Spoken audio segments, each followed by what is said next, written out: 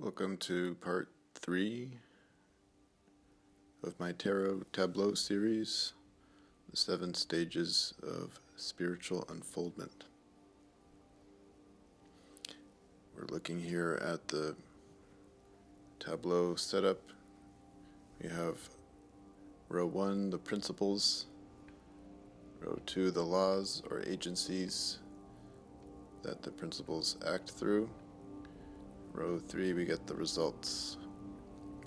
Okay, and you spiral through each of the 7 steps on your soul journey. You kind of go back around. There's no real end. It's endless spiraling of the Fool at the top, the superconsciousness, which itself stays changeless, eternal, fixed, while everything else is constantly evolving. A lot of this is inspired by Paul Foster Case, who built the builders of the Adytum Mystery School. We covered the first 2 stages. Let's look at stage 3. This stage is called Revelation.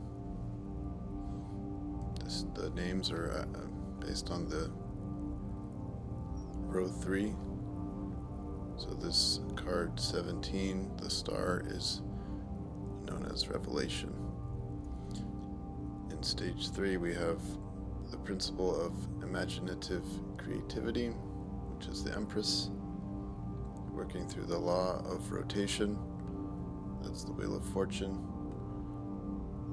to give us the result that is Revelation or the star.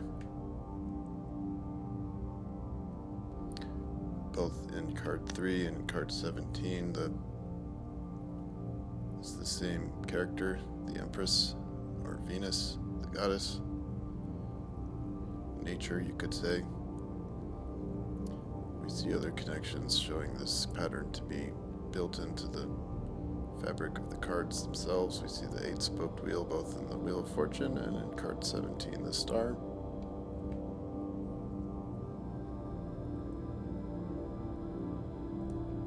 Let's look at the star a little more closely. It's correlated with the Hebrew letter Tzadi, which is the fishhook, which is a connection to Nun, Nun being the fish.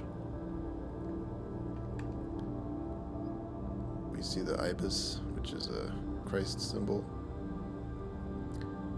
He hovers over the waters like Christ walking on water.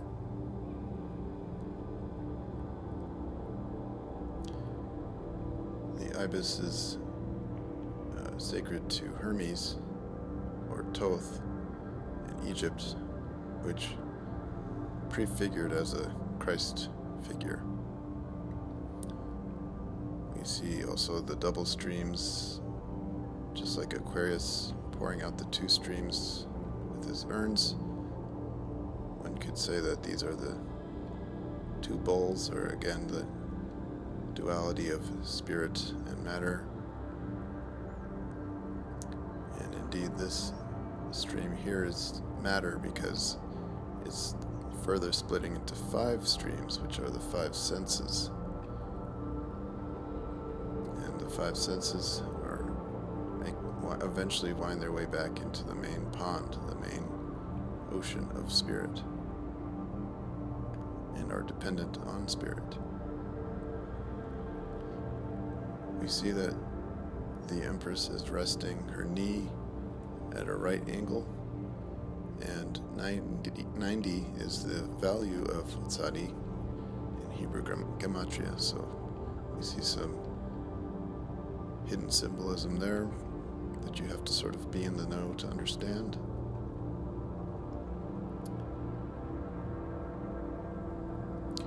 The Empress represents the creative imagination, and you'll notice that she's resting that foot right on the water, which water is subconsciousness. In Kabbalah, that's Yesod,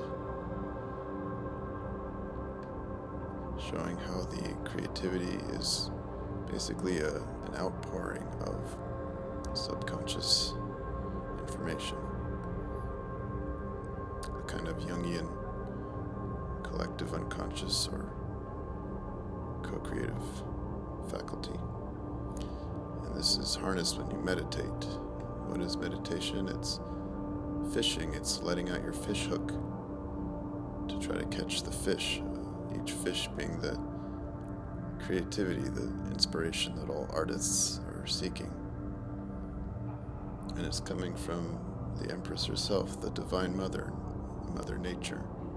She will stimulate you through your subconscious, but you gotta listen, you gotta quiet your mind, find stillness.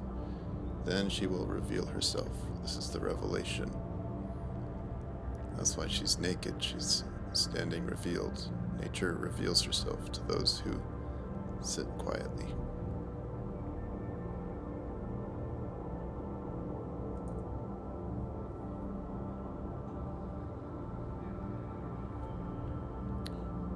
So connecting this to the set of three, we have the imaginative faculty or creativity of the Empress, which is the proper training of subconsciousness, and that's why she's sitting in a field of wheat. The fruits of the labor of meditation grow the wheat, which is the bread, the spiritual food, right? Christ is the bread. So this builds the eternal body, which are the four fixed signs of the zodiac: Aquarius, Scorpio, the eagle, Leo, and Taurus. Fixity, so we're after a fixed eternal body rather than what we have now, which is a kind of twisting and turning of life, death, rebirth, and never quite holding on to our spiritual truth, our real selves. We are thrust in these cycles of amnesia, reincarnation, until we grasp the eternal body, which is what Christ preached about. And it's not built in heaven, it's built here on earth. Which is why we see all these earthly signs, the animals. The letter of the Wheel of Fortune is Kaf, which is the grasping hand. So we're grasping through meditation the true fixed nature of ourselves, and building the eternal body, we're grasping it. This is done through meditation, which is the star, fishing, sati being the fishhook, waiting in negative anticipation, not anticipating any results, but just waiting and letting the divine nature do its work. We're building a pool of mental energy in reserve. That's this pool that she rests on. She walks on the pool. Every time you sit and meditate, you're building this reserve, this damming up of mental energy.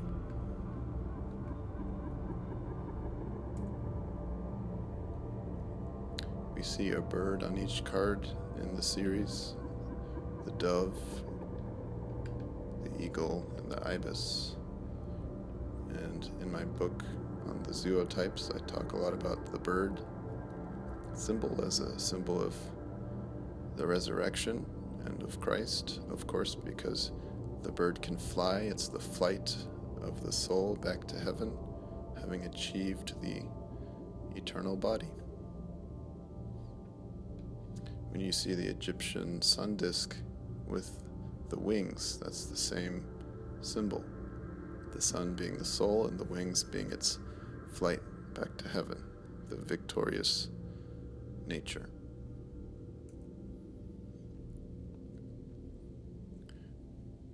The bald eagle is right there at the top of the Kabbalistic tree because, of course, the bald eagle has a white head, and Keter is even sometimes called the white head because it's the crown, the light at the top. All the other Sephira have a different color, whereas Keter at the top is just the clear white light. connecting that to the symbolism of Scorpio, which is found in the genitals, which was the eagle on the previous card, card 10. So the eagle is found in Scorpio, which rules the genitals. The sex energy thus must be purified as it travels up the head and bursts in the white light of understanding. Then the eagle becomes the white dove, the dove of purity, which is why in the book on Noah and the dove was the symbol of dry land after the flood.